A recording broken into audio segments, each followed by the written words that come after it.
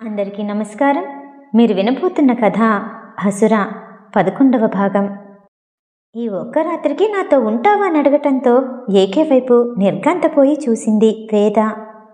అలా చూస్తున్న వేదాని చెవు మీద నుండి జారిన వెంట్రుకలని తన చేతిలో ఉన్న పెన్నుతో సరిచేస్తూ వెంట్రుకల్ని చెవి వెనక్కని బుగ్గ మీద చిటిక వేశాడు ఏకే. నిమిషం ఆలస్యం చేయకుండా అక్కడి నుండి వెళ్ళిపోయాడు. అదో పెద్ద శబ్దంలా వినిపించింది వేదాకి. ఉలికిపాటుగా స్పృహలోకొచ్చి చుట్టూ చూసింది. ఏకే కనిపించలేదు. ఇది కల కాదు, నిజమే. కానీ ఎందుకిలా మాట్లాడుతున్నాడు? శిక్ష అనుకోవాలా? అనుకుంటూ ఉండగా, హాయ్ వేద, ఏంటొక్కదానివే ఉన్నావు? నీ బాస్ నిన్ను వదిలేసి వెళ్ళిపోయాడేంటి? క్యాబ్ బుక్ చేయనా? సంజీవ్ అంటూ వేద ముందుకొచ్చాడు. తను ఉన్న గందరగోళంలో ఆ సమయంలో సంజీవ్ని చూసేసరికి చిరాగ్గా అనిపించింది. నేను నిన్నడిగానా క్యాబ్ బుక్ చేయమని? వేద కోపంగా అంది. అదేంటి వేద అలా అంటావు? అడిగితే గానీ తెలుసుకోలేకపోవడానికి నేనేమన్నా నీ ఫ్రెండ్నా, లవ్వర్ని? చాలా మామూలుగా అన్నాడు సంజీవ్. ఎన్ని యుగాలు మారినా నేను నిన్ను ప్రేమించను. ఎన్నిసార్లు చెప్పాలి? చూడు సంజీవ్, నన్ను విసిగించొద్దు. పదే పదే చెప్తున్నాను, నాకు ఇష్టం లేదు. అతని వైపు కోపంగా చూస్తూ వేగంగా నడుస్తూ హోటల్లో నుండి బయటకొచ్చింది. వేద మాటల్ని సంజీవ్ సీరియస్గా తీసుకోలేదు. 2 సంవత్సరాలుగా వెంట పడుతూనే ఉన్నాడు. ప్రతిసారి తను రిజెక్ట్ చేస్తూనే ఉంది. ఎప్పుడు అలవాటు పడిన వాడిలా నువ్వు అలానే అంటావు. నిన్ను నేను కాకపోతే ఎవరు చూసుకుంటారు? వెనకాల వెళ్తూ క్యాబ్ బుక్ చేయడానికి తన మొబైల్ తీశాడు సంజీవ్. అప్పుడే వేదకి ఎదురుగా ఒక కారు వచ్చి ఆగింది. సారీ మేడం, బాస్ పంపించారు, కొంచెం ఆలస్యమైంది. డ్రైవర్ కారు దిగి వేద కోసం కారు డోర్ ఓపెన్ చేశాడు. పోనీలే, నీ బాస్ మర్చిపోయాడనుకున్నాను, కాస్తైనా ఆలోచించాడు. వేద పక్కకొచ్చి నిలబడి అన్నాడు సంజీవ్. అతని వైపు చూడకుండానే కారులో కూర్చుంది. అయినా తనకి బాయ్ చెప్పడం ఆపలేదు. వేద కారు వెళ్ళిపోతుంటే అది కనిపించనంత వరకు చెయ్యి ఊపుతూనే ఉన్నాడు సంజీవ్. సంజీవ్ అతి ప్రేమ. ఏకే ఏ ఆలోచనతో అన్నాడో అర్థం కాని మాటలు. ప్రేమగా చూసే కుటుంబ సభ్యులు తన మీద కోపం పెంచుకోవటం, ఇవన్నీ గుర్తుకొచ్చేసరికి వేదాకి తల నొప్పిగా అనిపించింది. గట్టిగా కళ్ళు మూసుకుంటూ తల వెనక్కి వాల్చేసింది. డ్రైవర్ కారాపగానే వేద కళ్ళు తెరిచి చూసింది. తను గెస్ట్ హౌస్కి రాలేదు, మరో హోటల్ ముందుంది. ఏంటిది? అడిగింది వేద. మేడం, బాస్ మిమ్మల్ని ఇక్కడే దించమన్నారు. వేద కాసేపు ఆలోచించింది. అతన్ని కాదని ఎంత దూరమో వెళ్ళలేను. అతని దగ్గరే పని చెయ్యాలి. కానీ ఎంతకాలం ఇలా? ఖచ్చితంగా ఒకసారి బాస్తో మాట్లాడాలి. దానివల్ల మనస్పర్ధలన్నీ పోతాయి.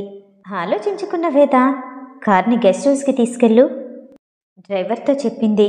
బాస్ మాటకి ఎంత ప్రాముఖ్యతనిస్తాడో వేద మాటకు కూడా అంతే విలువనివ్వాలి. లేదంటే ఏకేకి కోపం వస్తుంది. మేడం, ముందు చూస్తే నుయ్యి, వెనక చూస్తే గొయ్యి. ఏం చేయమంటారు? నాకు భయంగా ఉంది మేడం. వెనక్కి తిరిగి వేద వైపు చూస్తూ బెరుగ్గా అన్నాడు డ్రైవర్. అదంతా నేను చూసుకుంటాను, పర్లేదు పోనీ. చేసేదేమీ లేక డ్రైవర్ వెంటనే వేదాని గెస్ట్ హౌస్కి తీసుకెళ్లాడు. వేదాతో మాట్లాడిన మాటలన్నీ మర్చిపోయి హాయిగా గదిలో కూర్చొని ల్యాప్టాప్ ఓపెన్ చేసి తనకి కావలసిన ఫైల్స్ అన్నీ చూసుకుంటున్నాడు ఏకే. అందుకే సీసీ కెమెరా వైపు గమనించలేదు. పైకొచ్చిన వేద 2 సార్లు తలుపు కొట్టింది. స్క్రీన్ మీద కెమెరా ఓపెన్ చేయబోతుండగా మరో 2 సార్లు తలుపు కొట్టింది. ఏకేకి ఒళ్ళు మండిపోయింది. What is this? ఎవరిది? నా పర్మిషన్ లేకుండా నా రూమ్ డోర్ని అన్నిసార్లు అంటూ కోపంగా వచ్చి విసురుగా తలుపు తెరిచాడు. ఎదురుగా వేద కనిపించింది. వేద గురించి తనకి బాగా తెలుసు. తను మాట్లాడిన మాటలకి తిరిగొస్తుందని అనుకోలేదు. అందుకే 1 నిమిషం ఆశ్చర్యపోయాడు. ఆ ఆశ్చర్యాన్ని బయటికి చూపిస్తే ఏకే ఎందుకవుతాడు? వేదకి చాలా దగ్గరగా వచ్చి, ఏంటి ఇలా వచ్చావు? ఆమె కళ్ళల్లోకి చూస్తూ అన్నాడు ఏకే. ఈసారి వేద తలదించుకోలేదు. మీతో మాట్లాడాలి, అందుకే వచ్చాను. కనురెప్ప కూడా వేయకుండా అతన్నే చూస్తూ అంది వేద. కనుబొమ్మలు ఎగరేస్తూ పెదాలు కొంచెంగా నవ్వుతున్నట్టు విప్పి నాతోనా అన్నట్టు చూశాడు. అది అర్థమైన వేద మీతోనే మాట్లాడాలి స్పష్టంగా చెప్పింది. వేద స్థానంలో మరొకరయ్యుంటే తన చెంప మీద 5,000 లక్షలు కనిపించేవి. కానీ ఆమెలోని మొండి ధైర్యాన్ని చూసే పిఏగా తీసుకున్నాడు. ఎంత మర్యాద ఇస్తుందో అంత మర్యాదని తిరిగి తీసుకుంటుంది. అతిగా ఎవరితోనూ ఎప్పుడూ మాట్లాడలేదు. అందరితో స్పష్టంగా మాట్లాడాల్సి వస్తే 10 మంది ముందు కూడా ధైర్యంగా మాట్లాడుతుంది. ఆ గుణమే ఏకేకి బాగా నచ్చింది. కానీ ఇప్పుడు అతనికి ఎదురుగా నిలబడి మాట్లాడటం అస్సలు నచ్చలేదు. కోపంగా దగ్గరికి రాబోతుండగా, మీరు చెప్పిన దానికి నేను ఒప్పుకుంటున్నాను. వేద మాటతో ఓ నిమిషం తొట్టుపాటు పడి అలానే చూస్తూ ఉండిపోయాడు ఏకే. కానీ నాదొక షరతు అంటూ తలదించుకుంది. ఏకేకే షరతులా? మతుండే మాట్లాడుతున్నావా? అతని ఈగో దెబ్బతిన్నట్టు అనిపించింది. వేద మీదకొచ్చి తన భుజాన్ని గట్టిగా పట్టుకుంటూ అన్నాడు. అతను పట్టిన పట్టుకి వేదాకి నొప్పిగా అనిపించింది. అతని చేతుల్ని విసురుగా తోసేస్తూ వెనక్కి ఓ అడుగు వేసింది. అవును, షరతులే. మీరు నన్ను ప్రేమించాలి. రేసులో ఉన్న గుర్రం వేగంలా పెరిగిపోతున్న అతని కోపం ఆ మాట వినగానే చప్పున చల్లారిపోయింది. దానికి కారణం కోపం తగ్గటం కాదు, అయోమయంలో పడ్డాడు. ప్రేమించటమా? నా జీవితంలో అలాంటి పదానికి అర్థమే లేదు. నేను తాగితేనే రోజుకో బ్రాండ్ కావాలనుకుంటాను. అలాంటిది జీవితం మొత్తం ఒక్కదాన్ని ప్రేమిస్తూ ఒక్కదానితోనే గడపాలా? అసలు నీకు అలా ఉండే అర్హత ఉందా? వేదాన్ని తల నుండి పాదాల వరకు గమనిస్తూ అన్నాడు. 5 స్టార్ హోటల్లో మీటింగ్ కోసం నిండుగా చీర కట్టింది. ఇప్పుడు చూస్తుంటే చాలా హాట్గా అనిపించింది ఏకేకి. అతని మాటలకి వేద మనసు చివుక్కుమంది. కానీ తన్ని తాను నిలబెట్టుకుంటూ, ఏమో, అయ్యుండొచ్చేమో, అందుకే మిమ్మల్ని ఏదో మూల ఆకర్షించాను. ఏ ఆకర్షణ లేకుండా అలాంటి ప్రశ్న మీరు వేస్తారని నేను అనుకోను. లేదని అనుకుందాం.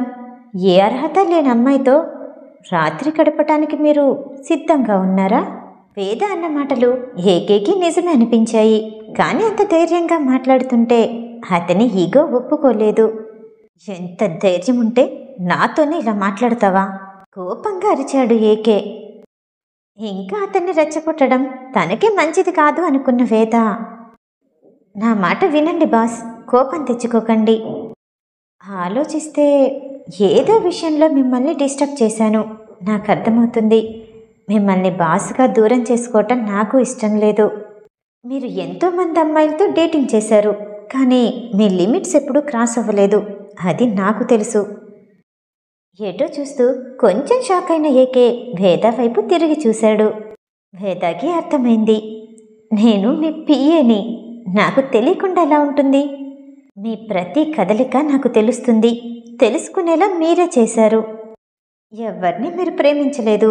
ప్రేమ లేకుండా ఏదీ చెయ్యలేరు. ఎప్పుడైనా నన్ను ఆ దృష్టితో చూస్తే నన్ను ప్రేమించాలి అన్న విషయాన్ని గుర్తు చేసుకోండి. అది కూడా జీవితాంతం కాదు, ఆ ఒక్కరోజు.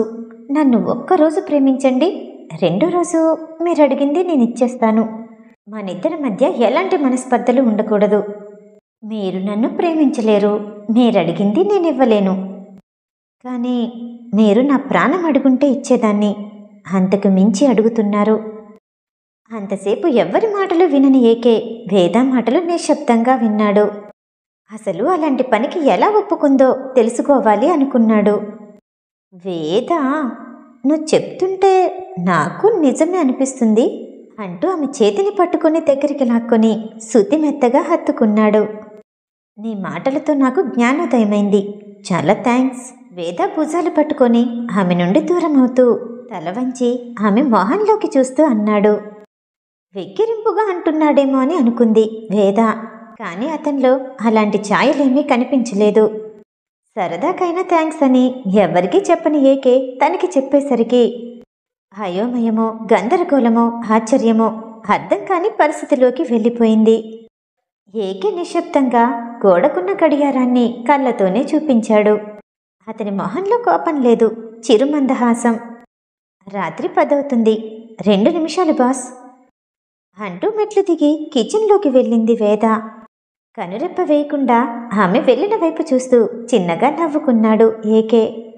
ఏకే థ్యాంక్స్ చెప్పిన దాని గురించి ఆలోచిస్తూ పాలు వెచ్చచేసి ఏకే గదికి తీసుకెళ్ళింది. అతను అంతకుముందు ఏమీ జరగనట్టు చాలా ప్రశాంతంగా కూర్చుని మళ్ళీ ల్యాప్టాప్లో తల దూర్చేశాడు. వేద తన కోసం కూడా పాలు తీసుకుని తన గదిలోకి వెళ్ళిపోయింది. మరుసటి రోజు ఉదయం ఆఫీస్కి బయలుదేరిన ఏకేలో ముందు రోజు రాత్రి మాట్లాడుకున్న ఛాయలు ఏవీ కనిపించలేదు. ఎప్పుడూ ఉన్నట్టుగానే వేదాతో ఉన్నాడు. కానీ వేదానే ఆ రాత్రి హత్తుకున్న ప్రభావం నుంచి బయటపడలేకపోయింది. అతని స్పర్శలో వెచ్చతనం ఏదో ధైర్యాన్నిచ్చింది. ఆ స్పర్శని మర్చిపోవటానికే కొన్ని రోజులు మెడిటేషన్ చేసింది, మరికొన్నాళ్ళు యోగా చేసింది. రకరకాల ఫైల్స్తో బిజీ అయిపోయింది. అలా వారం రోజులు గడిచింది. అమ్మయ్య, నేనిప్పుడు పర్ఫెక్ట్లీ ఆల్రైట్, ఎలాంటి పిచ్చి ఆలోచనలు లేవు. ఏకే మీటింగ్ తీసుకుంటున్న హాల్లోకి వెళ్తూ అనుకుంది వేద. ఎప్పట్లానే అతను మాట్లాడుతుంటే వెనకాలే నిల్చుంది. టేబుల్ మీద ఉన్న తన మొబైల్ రింగ్ అవ్వటం మొదలుపెట్టింది. స్క్రీన్ మీద ఉన్న నెంబర్ని చూసి వేద ఆశ్చర్యపోయింది. దాన్ని అందుకోపోతుండగా ఏకేనే మొబైల్ తీసుకుని కాల్ కట్ చేశాడు. మీటింగ్లో ఉన్నామని తెలీదా? మొబైల్ని విసురుగా పక్కకి పెట్టాడు. మీటింగ్ అయిపోయింది. వేద తన మొబైల్ తీసుకుని కంగారుగా బయటికి వెళ్ళింది. ఏంటి అమ్మాయి ఎప్పుడూ లేంది ఇలా చేస్తుంది? వేదాన్ని గమనిస్తూ అనుకున్నాడు ఏకే. బయటికి వెళ్ళిన వేద తనకొచ్చిన నెంబర్కి కాల్ చేసింది. ఎవరూ లిఫ్ట్ చేయలేదు. మళ్ళీ మీటింగ్ హాల్లోకి వెళ్తే కాల్ చేయటం కుదరదని పదే పదే చేస్తూనే ఉంది. 3 నిమిషాలు మాట్లాడింది. కంగారుగా లోపలికొచ్చి, బాస్, నాకు లీవ్ కావాలి, రేపటి నుంచి 3 రోజులు. సడన్గా లీవ్ అడుగుతున్న వేదాని అర్థం కానట్టు చూశాడు ఏకే. మన షెడ్యూల్ ఎంత టైట్గా ఉందో తెలీదా? ఆస్ట్రేలియాలో మీటింగ్ ఉంది, అక్కడ ప్రాజెక్ట్ ఒప్పుకొని రావాలి. ఏకే చెప్పబోతుంటే, లీవ్ ఇవ్వకపోతే రిజైన్ చేస్తాను, మధ్యలోనే అడ్డుకొని అంది వేద. ఏకే కోపాన్ని తట్టుకోలేకపోయాడు. గట్టిగా వేలు ముడుస్తూ ఎదురుగా ఉన్న టేబుల్ మీద బలంగా గుద్దాడు. వేద ఒక అడుగు వెనక్కి వేసింది. ఎక్కువ మాట్లాడుంటే క్షమించండి బాస్, కానీ నాకు లీవ్ కావాలి. ఎక్కువే మాట్లాడావు, కానీ ఇంకెప్పుడు ఇలా మాట్లాడకు. సరైన కారణం లేకుండా నేను లీవ్ ఇవ్వను. ఎప్పట్లానే వేద వైపు కోపంగా చూశాడు. రేపు సాయంత్రం నా ఎంగేజ్మెంట్, ఆ మరుసటి రోజే నా పెళ్ళి. వేద చెప్పటంతో ఓ సెకను నిర్ఘాంతపోయాడు ఏకే. మిగతా కథ తరువాయి భాగంలో. ఈ కథ వింటాం మీకు నచ్చినట్టయితే లైక్ చేసి సబ్స్క్రైబ్ చేయండి. మళ్ళీ రేపు కలుద్దాం. నమస్తే.